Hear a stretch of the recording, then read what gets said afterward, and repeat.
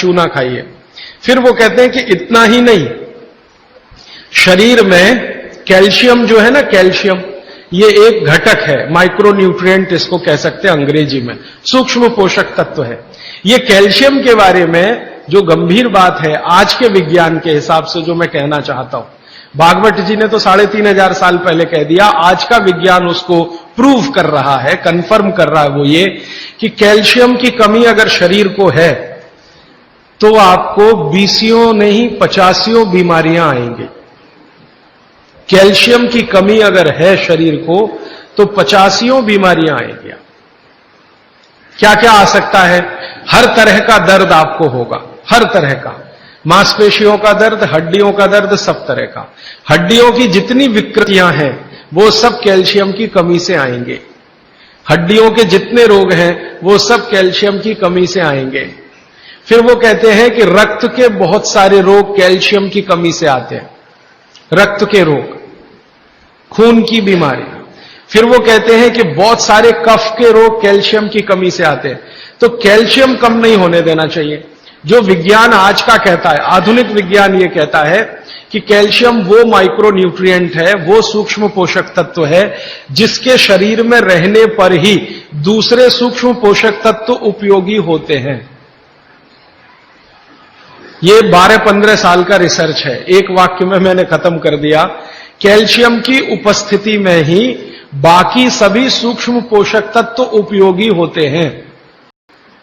इसका मतलब यह है कि अगर आपको शरीर में विटामिन सी का असर देखना है तो कैल्शियम चाहिए, विटामिन ए का असर देखना है तो कैल्शियम चाहिए, विटामिन बी का असर देखना है तो कैल्शियम चाहिए, अगर विटामिन डी का असर देखना है तो भी कैल्शियम चाहिए, विटामिन के का असर देखना है तो भी कैल्शियम चाहिए, प्रोटीन अच्छे से आपके शरीर को काम में आए तो कैल्शियम चाहिए, कार्बोहाइड्रेट्स ठीक से आपके शरीर को मदद करे तो कैल्शियम चाहिए, फैट्स आपके शरीर में डिसॉल्व होते रहें और जहां जरूरत है वहां लुब्रिकेशन में मदद करते रहें तो कैल्शियम चाहिए। माने समझ लीजिए कि कैल्शियम अगर नहीं है तो शरीर में सब कुछ बीमारियां आने ही वाली है।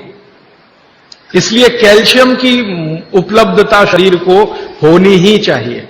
अब इसके बारे में भागवत जी कहते हैं, आधुनिक विज्ञान ने अभी प्रूव किया, भागवत जी पहले ही कह गए कि हमारे शरीर की 40 वर्ष की उम्र तक, 40 से 45 वर्ष की उम्र तक जो कुछ भी हम खा रहे हैं इसी में से हमको कैल्शियम मिलता रहता है। सबसे ज्यादा कैल्शियम आप जानते हैं दूध में है, दूध, फिर दूध के बाद दही, दही के बाद मट्ठा, मट्ठे के बाद मक्खन, मक्खन के बाद घी, इन सब में भरपूर कैल्शियम है। फिर आपने खाया संतरा, मौसम्मी, नारंगी, अंगूर, द्राक्ष, जो भी खट्टे फल, आम वगैरह वगैरह, सब में कैल्शियम भरपूर मात्रा में है।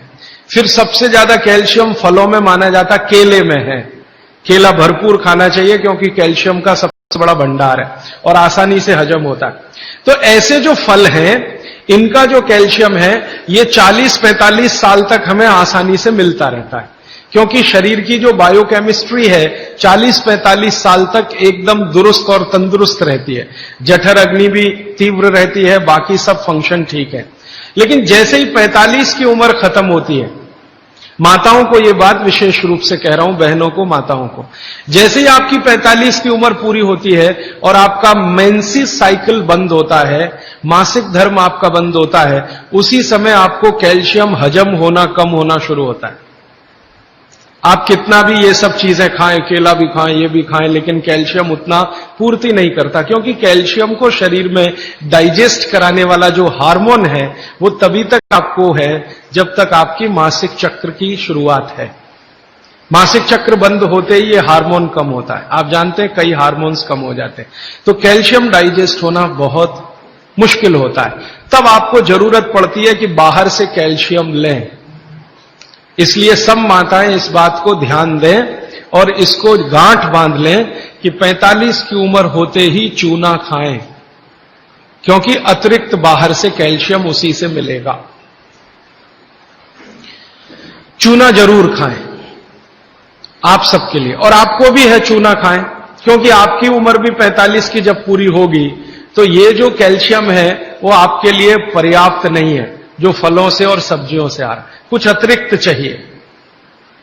और चूंकि बाकी सब माइक्रोन्यूट्रिएंट्स कैल्शियम की उपस्थिति में ही काम आएंगे, इसलिए इस पर ध्यान दीजिए। तो शायद इसलिए इस देश में एक परंपरा विकसित हुई है पान खाने की। ये पान खाने की परंपरा बहुत वैज्ञानिक है, बहुत ही वैज्ञानिक। जिसने भी शुरू की वो बागवट का पक्का चेला रहा होगा, बहुत समझकर उसने ये शुरू की। और ये अद्भुत है। अद्भुत मैं इसलिए कह रहा हूं कि भारत की सब जातियों में उत्तर से दक्षिण, पूरब से पश्चिम ये परंपरा है। कहीं भी चले जाओ, आप सिक्किम में चले जाओ, अरुणाचल में चले जाओ, वो भी पान खाते हैं। और आप धुर दक्षिण में आ जाओ तो यहां भी है, उत्तर में चले जाओ, कहीं भी चले जाओ। तो ये पान खाना भारतीय सभ्यता का एक बहुत महत्वपूर्ण अंग है जो स्वास्थ्य से जुड़ा हुआ है। बस ध्यान इतना ही रखिए कि पान जो है चूने का ही खाना है। पान जो है चूने का ही खाना है। पान कभी भी कत्थे वाला ना खाएं, क्योंकि कत्था आपके लिए उतना उपयोगी नहीं है। कत्था स्वाद के लिए आप उपयोग करते हैं, चूना औषधि के लिए उपयोग करते हैं। ये बात मैं एक बार पहले भी कह चुका हूं, आज फिर से